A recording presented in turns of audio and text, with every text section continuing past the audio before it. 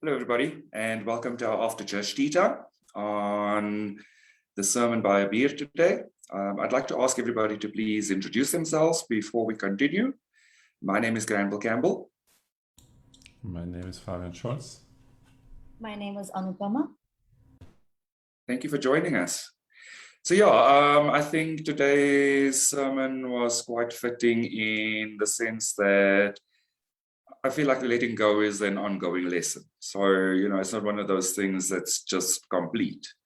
And the thing that really stood out for me was Abir sharing around how it does actually require quite a bit of practice for it to become a habit.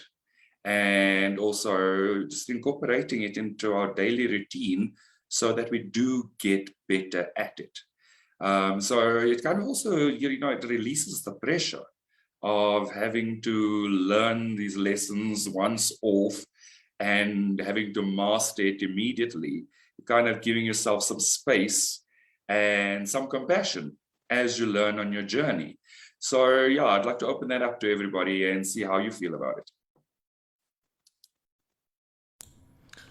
Yeah, it was a good lesson and it was great to see you in there as well, Granville. I think, letting go for me means freeing myself from anything that feels bad. And it comes down to me choosing to let go. And it reminds me of this Rumi quote that goes like, you don't have to find love, you just have to release the barriers to love, something like that, right? And so it is that, we are in perfect union.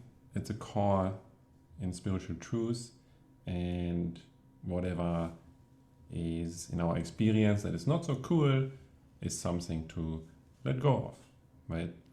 And whenever we encounter something like that, we can make a new choice there. You can choose love, you can choose to surrender, and in the choice we are already feeling better, relieved of what we are letting go, right?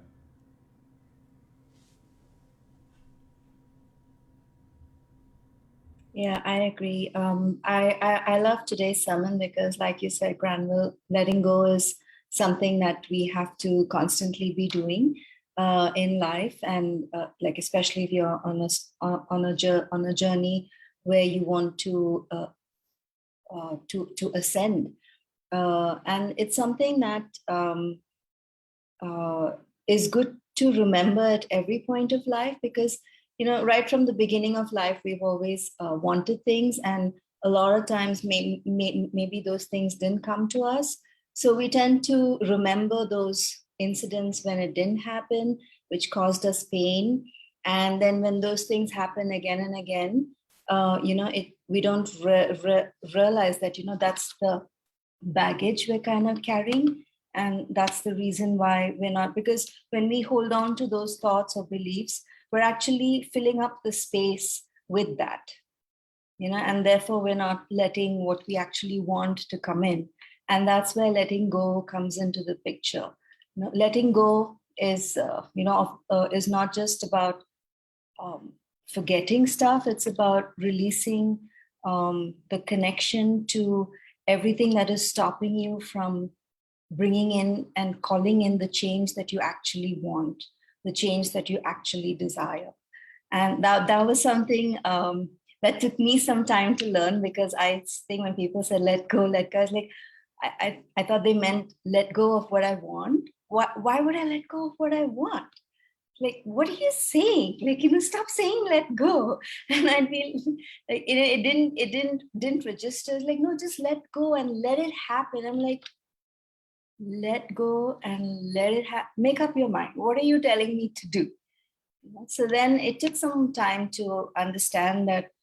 And also when they said let go of the pain, I said, how can I let go of the pain? It's so fresh in my mind, and especially when I'm not getting what I want, the pain just keeps coming back. And it's like, well, you have to let that go, because that's what's stopping what you want from actually coming in. So I really like this the stories she brought about. I kind of, when she said the first stories from the East, I kind of zoomed in on one, and it's kind of similar to that. But the one that I remembered was the one where the person goes to the spiritual teacher, and he says, "I'm ready to learn" and stuff, and then the teacher pours him tea, and keeps pouring and pouring and pouring, that the tea overflows, and the guy's like, "What are you doing?" Like, and then he says, "Well, first you got to." I mean, the crux of the story is that first you got to empty the cup if you want me to fill it with anything else. And that's also like, you got to let go of everything that you don't like so that you can let in what you actually like. So it's very powerful to remember that, and very powerful to apply that. And it's something you have to do every day, because like Abir was saying, every day you're reminded of something else. God reminds you in God's ways of other things that maybe you've never thought of before, or never connected to this aspect of your journey that is in front of you at this moment. And, it's like a process of letting go all over again. And just when you thought that, okay, now I've done it, I've let go of everything, now I can get what I want. And you're like, no, this is there. And you're like, what? Are you kidding me, God? And that's also something that I remember. I mean, or it's been a lesson for me, that as things are happening, also you need to keep letting go. Letting go of the control that it's unfolding. And now as it's unfolding, now this is going to come, that's going to come. You got to let go of trying to control the process that is unfolding also. So it's a very, very topic. And I'm glad it came up today, because like you said, it's something that I've been working on deeply this past week, letting go of attachments to people, to relationships in the past, decluttering in the house, in the body, so it's been a lot of releasing attachment to old. So it was very profound to hear today's sermon, and the card reading that led up to it also said the same thing. Like the cards Brianne pulled out were talking about the door opening, and walking in, and new changes coming in, and being open to receiving those. And you got to remember that if you want to open up to receive something, you got to close something that you don't want to happen anymore. You got to close the door on that. And close it in the sense, close it, lock it, throw away the key. So that, the key, and just stay with the open door. No back doors, no underground tunnels, no nothing. So yeah, it was really profound. And I really love the way God picks people to talk on, tea time. Is like, I didn't know what the topic was for today. And when I heard it, I was like, okay, thank you for reminding me that I have to let go some more. I have some more attachments that I need to just, get out of the way, so that what I really want can come in with lesser stress. So yeah, it's been nice to be reminded of that in a loving and gentle way. And I really loved Abhi's delivery of the sermon today. It flowed really well. And the way she put everything together, it was just perfectly arranged. So, yeah, I wanted to share that. Yeah, I like what you said, because, I think one of the things that you repeated a couple of times is just the lesson itself of letting go and kind of surrendering the control. And like, I was on your page, like I was always like, what is this letting go that you're talking about? Like, what do you actually mean? Because, I've also heard some very interesting stories, and, like, in my life, there's been a part where somebody shared with me that they let go so much that they didn't know who they were. And I was like, well, how is that possible? But then at the same time, it's also about honoring what you do have.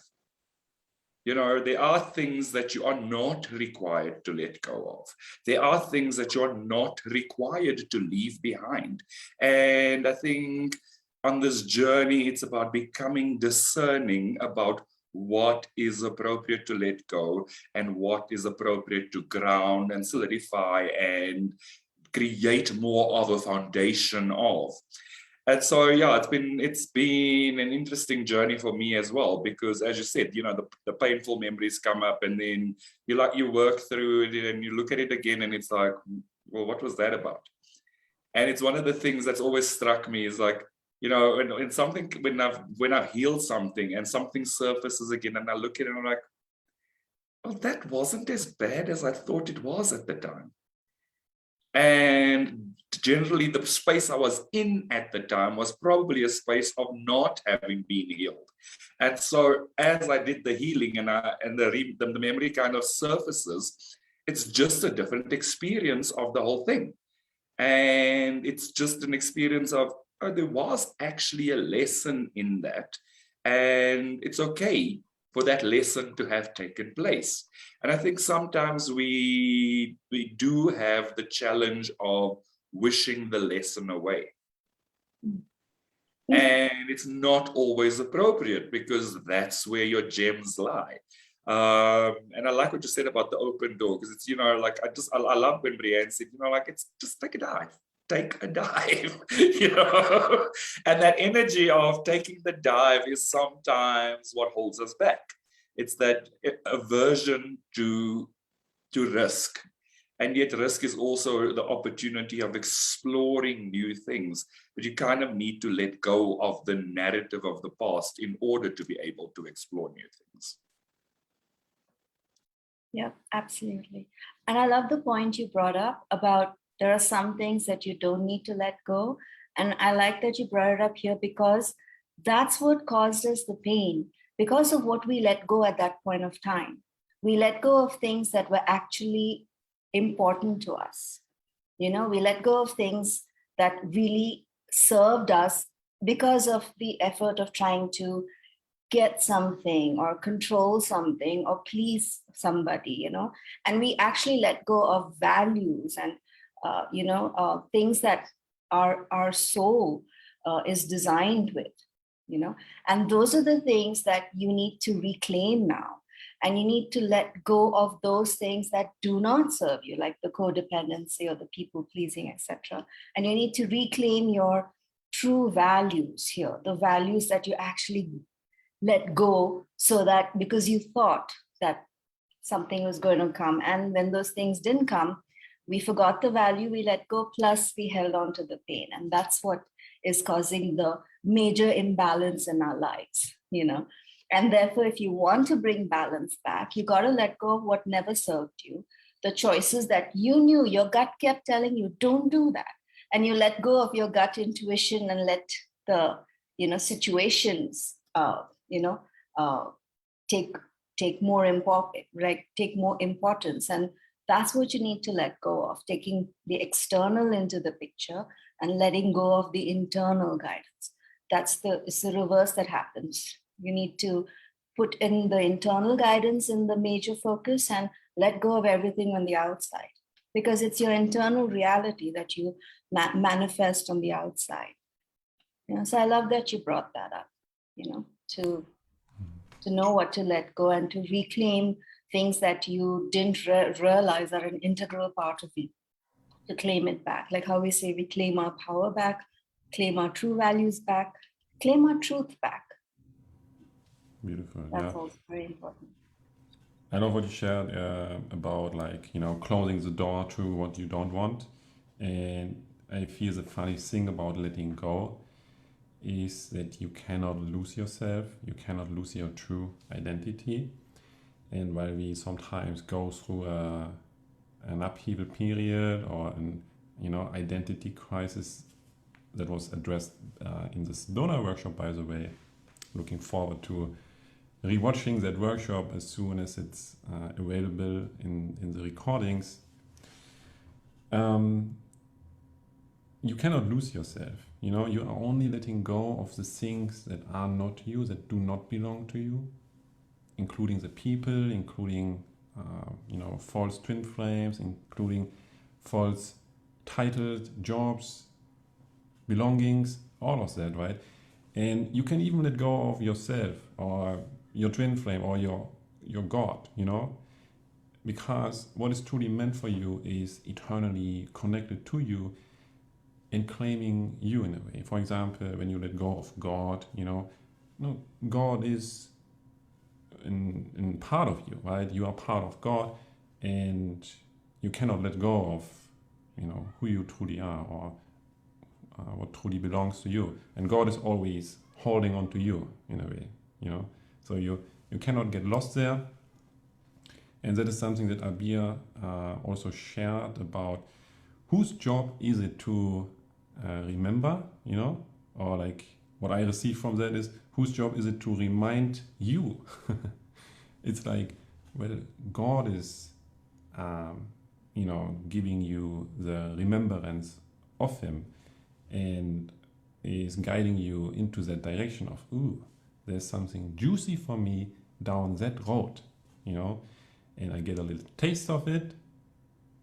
And this is a Tifa's reference where Jeff and Shaleia talk about that banana pancake on a Sunday morning, where you are screaming and running away from the dinosaur, and then it's like, what's that nice heavenly smell? Oh, my mama is making me banana pancakes.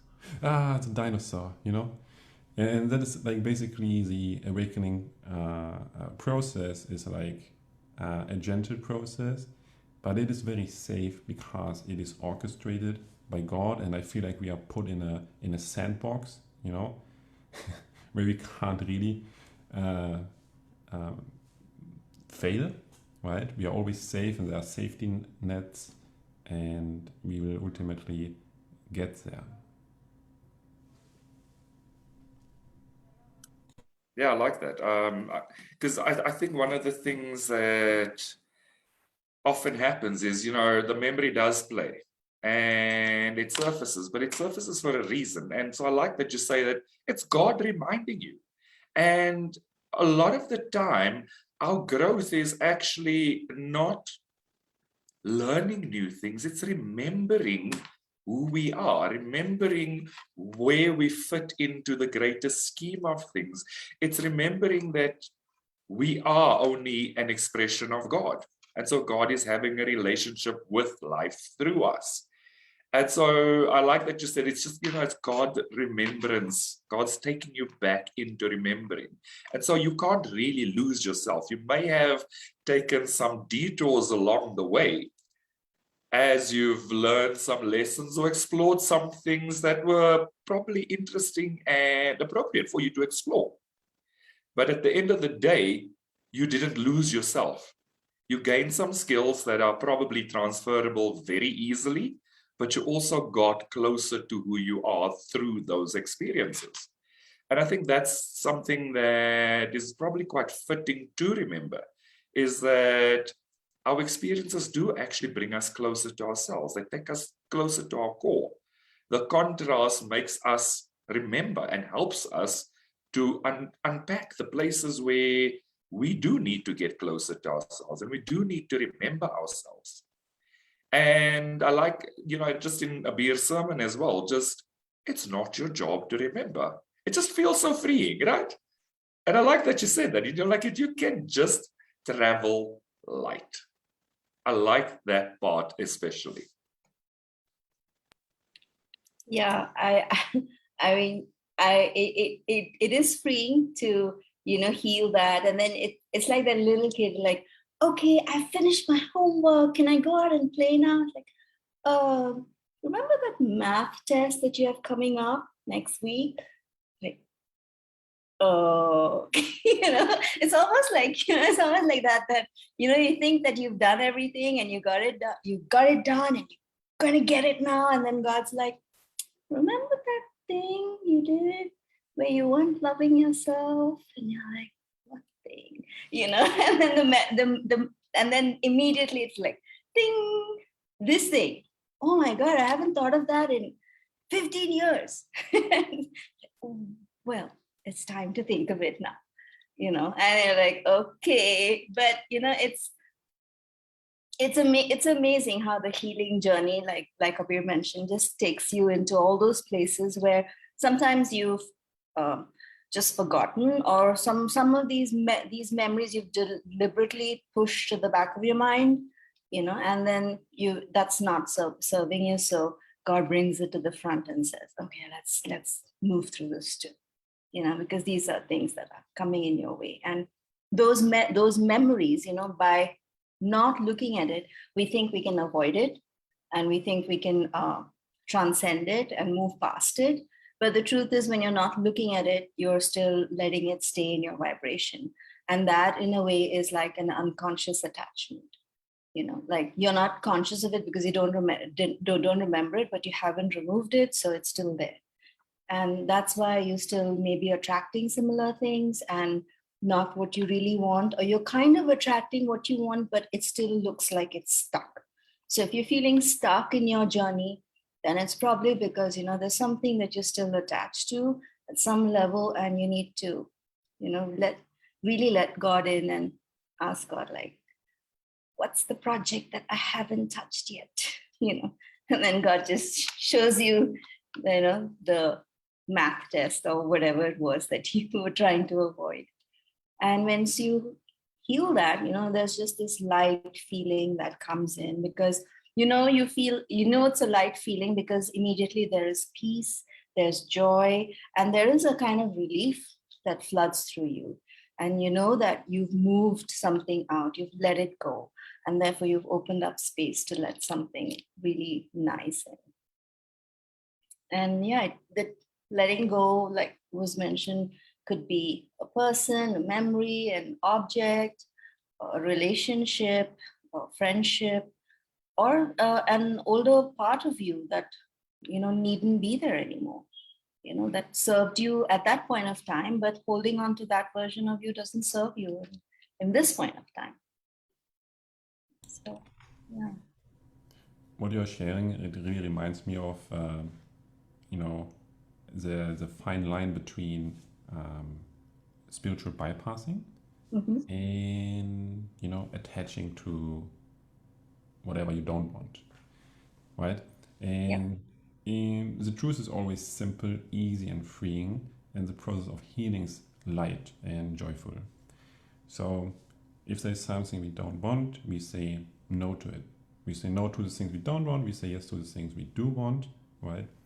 And if there's a bad feeling,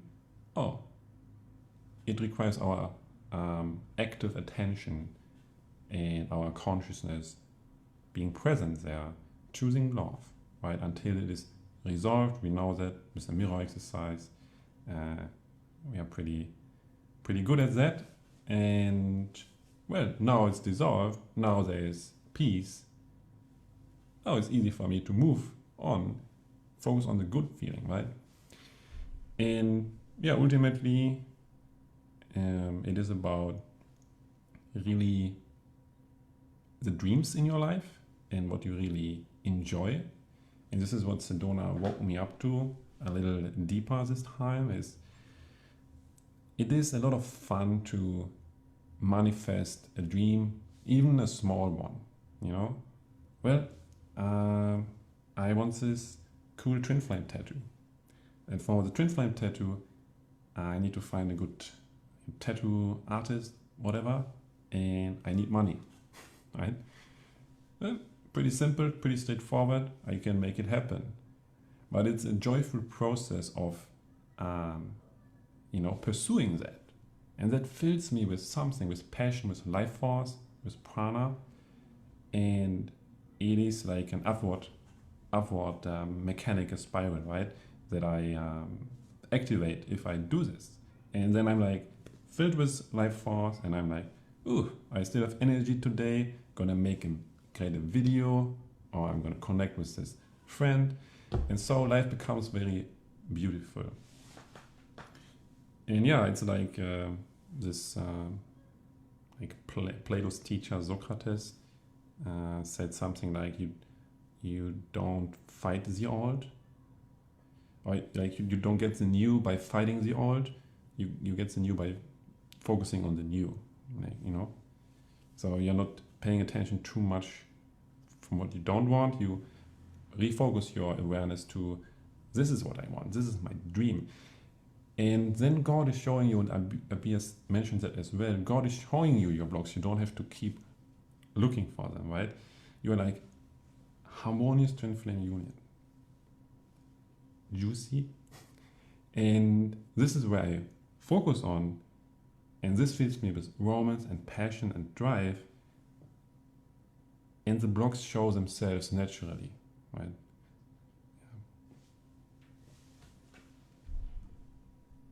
Thank I you like for what you saying shared that. there in terms of just, the focus and the language that you use. Because, I find that the language that we use is, again, it's very powerful. It's powerful what we're telling ourselves and what we're speaking into our lives. And so, what you shared around, do not focus on what you don't want. Actually focus on what you do want. Don't fight the old. You can't fight you can't bring in the new by fighting the old. You kind of need to allow the old to release naturally as you focus on the new, focus on the dream. And I agree with you. It's so very powerful when you are able to manifest even the tiniest thing, because it does give you energy. It energizes you to take the next step. And as you do that, it also teaches you to trust yourself. And I think that's one of the very powerful lessons that I've learned doing this work, is that those small things, every successful mirror exercise, I learned to trust myself more, because I heal more, and I heal at a deeper level. And so I think it's very fitting when it comes back to Abir sharing that, let go of your letting go. It's like for me, that was like a double whammy, like go there, but then really go there, like let go of the letting go. You don't have to hang on to the narrative. But again, the narrative is power. So use your narrative, use your language, use your words in a productive way. That's what energizes you. The I don't like thing doesn't really provide the impetus to move forward. But if you say, I like this, I'm going to pursue this, I'm going to try. Even just saying I'm going to try is better than saying I don't know if I can.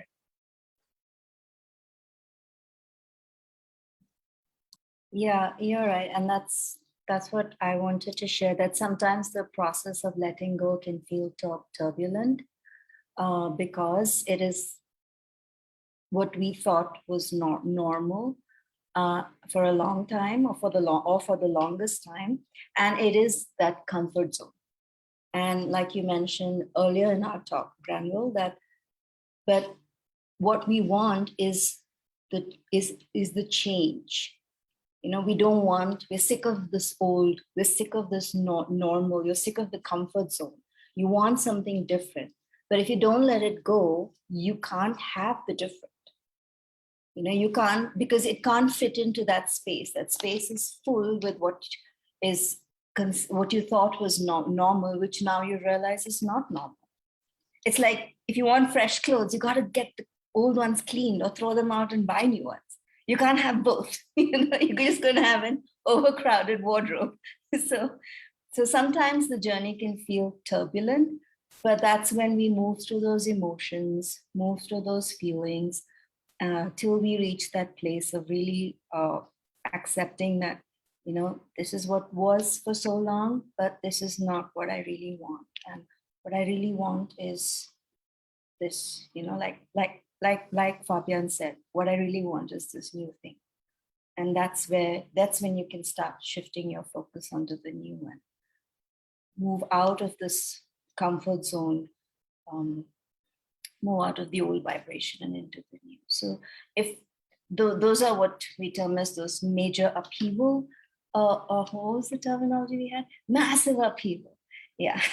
So, it's okay to experience that, because that's part and parcel of letting go of something that's been a part of your life for so long, but it's not what you want. So, but it's beautiful to remember what to let go of, and to remember what to hold on to, what to call back, what to remember about yourself.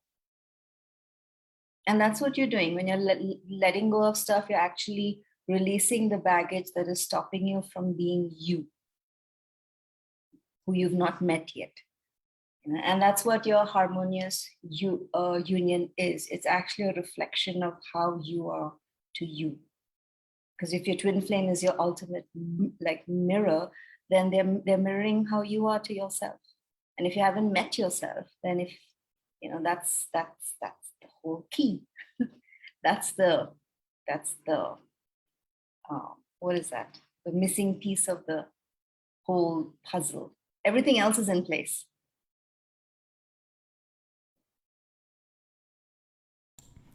Yeah, and what is just coming to mind about that is, from the book here, where it's stating the 8 keys of harmonious twin flame union. I think it's forgiveness. That means letting go of completely, right? When you forgive, you let go of completely of something, right? And I feel like forgiveness and letting go has a connection here that is, worth a mention. That sometimes you feel things in your life or in your twin flame relationship or within yourself where you are attached to, and maybe an energy of forgiveness is the key to letting go of that, right? To no longer holding a grudge. Maybe on some level you were holding on to a grudge with yourself. And it's safe to forgive yourself there by letting go of that completely, right? And then when you choose that, and there's a nice decree for doing so in it, then you empty your cup, and as it is emptied, God is already filling it up with what actually is for you, which is like unconditional love.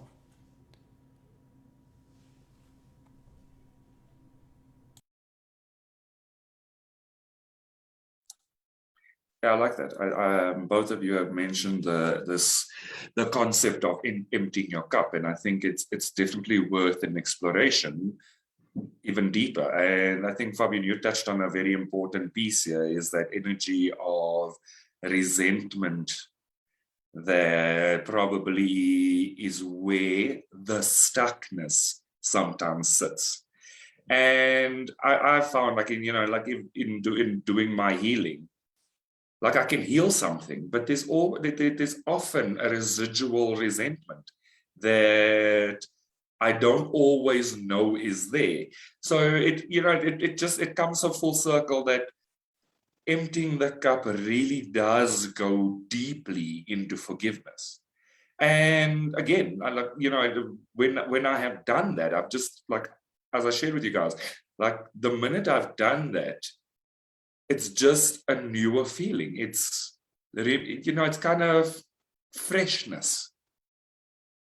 And that freshness only comes from even healing that residual resentment. And so, with my mirror exercise, one of the things that I constantly kind of look at as the healing completes, I'm just like, is there any residual thing here? Because sometimes it's not necessarily resistance.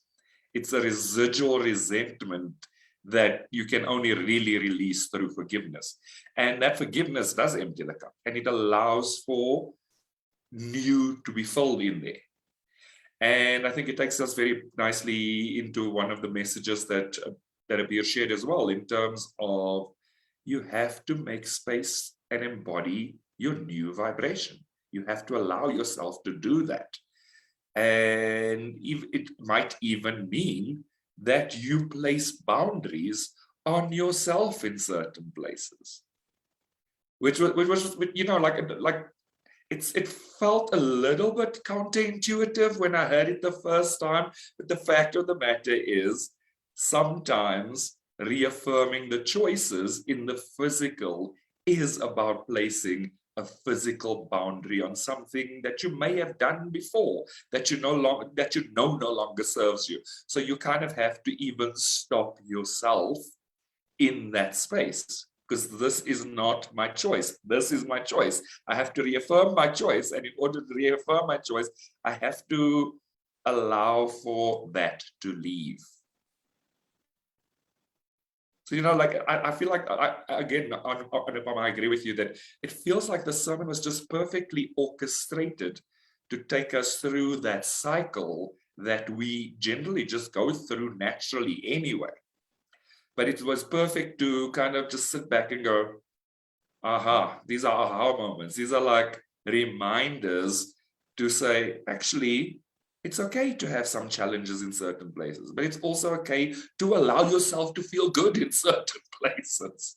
And I think that's the thing that you were speaking to, Fabian, about coming back to the good, allowing the good feeling. You don't have to look for the upset. Sometimes it's just good to actually sit in the good feeling. Like, you don't do all this work so that you can avoid the good feeling and find the next upset.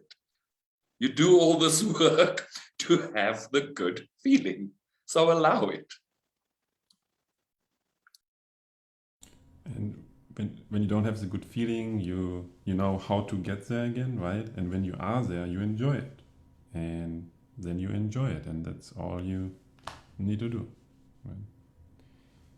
Yeah, and one thing I wanted to also add is, you know, that you can't lose, I think we talked about that already, but you can't lose your good or anything good. You know, there was this amazing Sedona workshop, and that energy and that vibration is still available. And I think it is available also for, you know, for everyone, because we have seen the pictures of it, right? We can connect with that vibration in our hearts. And so it's just a choice away. And this, you know, this memory of that event is like an access point to that good feeling, and it can really nurture you, and you can receive a lot of nurturing from that. And that again can shift your state and your awareness, and you will see many new doors opening up that you have not been able to see beforehand, because you weren't really concerned with like joyful things before. But if you make a new choice and you choose that juicy thing, then all of a sudden you can see all of these bright and beautiful doors. You can see the rainbow candy that was talked about in the meditation. Oh.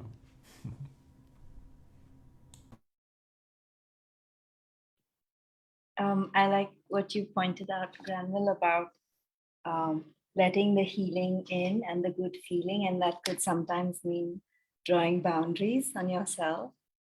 So while I was laughing, I was like, yeah, you know, when you say, for example, you're letting go of attachment to your twin, then a good boundary to draw is like, you know, not checking their profile. You know, that's part of letting go.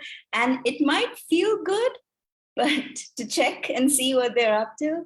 But is that really serving you? Because, you know, after you see what's happening on the profile, do you still feel good, or do you not feel good?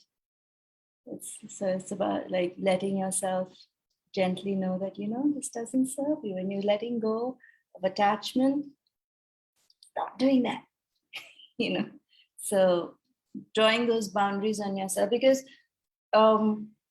you mentioned, Granville, in your pre-sermon talk that a habit takes about 21 to 90 days to become a habit.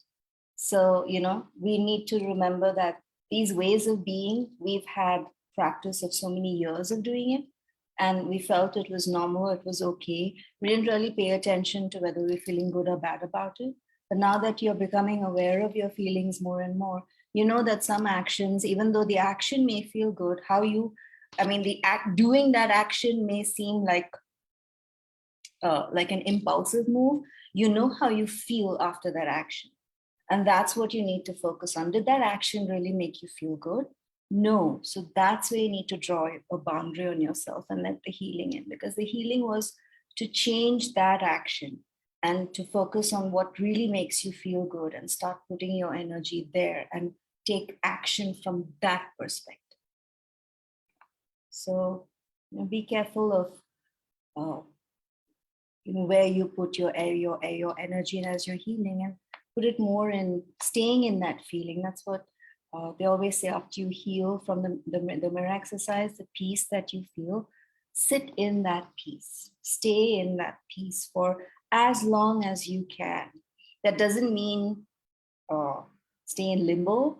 It's just because that is the peace that you are doing the healing for. And that peace is like the next level in your journey. Once you've attained that peace, then you know that that's when you can go to the next level of peace.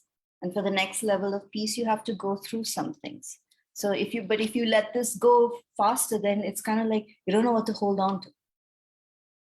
So when you heal and stay in that zone for some more time till that zone starts feeling like the new normal. That peace needs to be the new normal. And then you heal through, and then you get the next level of peace, and then you stay there till that feels like the new normal. So you always know, that's like your touch point, that you know that, okay, am I feeling like that peaceful now? No. Okay, let me go deeper. So it becomes your touch point. That's the point that I don't know if there's another word for it, or that becomes your new familiar. Like Abraham calls it the vibrational set point. Yes, that becomes your new set point. Absolutely. Thank you. You could also call it like baseline, Baseline, yeah, baseline. So it becomes your new set point, and then, you go from there. So it's very important. And drawing boundaries on yourself is also important then from that perspective. It's not just about the other people, because everyone mirrors how you are with yourself. So. Yeah, I want to just share one of the comments from Lisi. She says, what helped me with real boundaries is to first claim my value and truly draw boundaries with everything in my mind that was out of alignment with that part of my divinity. The external boundary was effortless when the inner boundary was placed on ego. And I think that, I think that's one of the things that we almost tend to overlook sometimes, is that it does become easy. Like it's actually easy when you're making healthy choices within yourself. A lot of things start to feel lighter and easier and effortless. And I think that that effortlessness, I think, is the vibrational set point that you guys are talking to, is that things become a lot less effort. They become a lot more effortless because you have transcended those lessons. You've transcended that piece of healing. It might come around again, but there's going to be something new there. There's going to be something to take you deeper into it. But again, it still feels very effortless and peaceful to even look into those places where before we may have wanted to avoid it. Now it feels so easy and comfortable to actually go, yeah, I want to shine the light there. I want to see what's going on there. That's the piece. And like it just makes sense to me that when Abir spoke about where you clean the house, like one of the things that I've learned over my journey is, as I become uncluttered through healing, I have to unclutter my house. I have to clean up the space around me because it doesn't match my vibration. And I think that that's really the thing. So when you start finding yourself in cleaning cycles and all those other things, understand that you've healed some stuff, because your reality has to shift, and you are going to make sure it's effortless. You look into places like, that doesn't belong there anymore. It needs to leave, or it needs to move. And it just becomes effortless, and you actually have the energy to just do the cleaning, and you have the energy to rearrange the house. And you just feel more balanced as you start to do those things. Yeah, totally. I agree with you. And it's once you've hit that place, like you said, the cleaning becomes easy, and you want to do it. Till then, you're just looking at everything like, I'll get to it tomorrow. I'll get to it later. I'll do it. And then and that's what's happened for me these past three days. I didn't want to do anything, but now tomorrow I've called the lady and said, come on, we got to do some major cleaning now. You know? So it's like, when you said that, I was like, oh, okay, that makes sense. That's why I just want to clean the house now and clean and get some things out, like the decluttering. There are some things that it's time for it to go. So, you know, and I wouldn't have thought about it 2 years ago, because I would have thought, oh, maybe I will use that sometime, you know, maybe I will use that empty cardboard box for some packing sometime, but now it just needs to go. So yeah, that's a good point you brought up. I noticed it as well when I moved through the Enlightenment process. You know, I noticed, oh, I feel like cleaning stuff, and you know, each time I heal like a core trauma, I feel like my like cleanliness or whatever, like my baseline in that is like, you know, it increased, and yeah, and it's like a back and forth relationship. Now that I have a space that is more pure, I can feel relieved in it. I feel more relaxed, and I feel like the environment I am in gives back to me, you know, and it is like healing onto itself. So it's like this relationship that I invest something into, but it keeps giving back to me. So it's like a very divine principle. And another thing I wanted to mention is, when we know that we are headed somewhere very beautiful and nice, which is, for example, the harmonious twin flame union, it's heaven on earth, it's that really good feeling of deep peace and union with God, then it is a lot easier to let go and leave behind what does not serve us, right? This is something that Jeff helped me with in a coaching session beginning of this year, that, you know, you don't have to stay long in one place. You can just move through it quickly. You know, you can ascend quickly through all of these little challenges, and that really helps me, you know. And having these smaller goals along the way is a nice sprinkle on top of your ascension journey, because that's what you are in here for.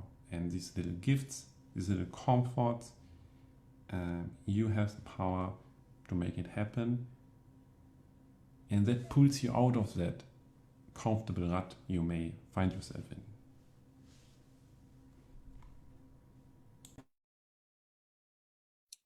Awesome. How are you guys feeling? I'm feeling pretty complete here. Yeah, me too.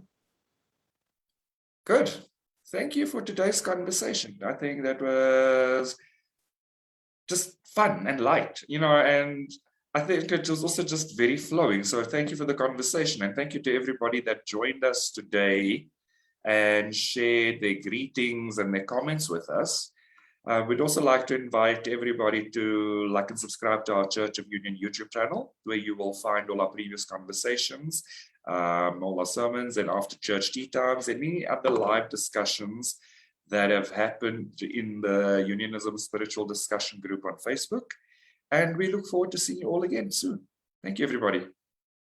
Thank you, everyone. Thank you.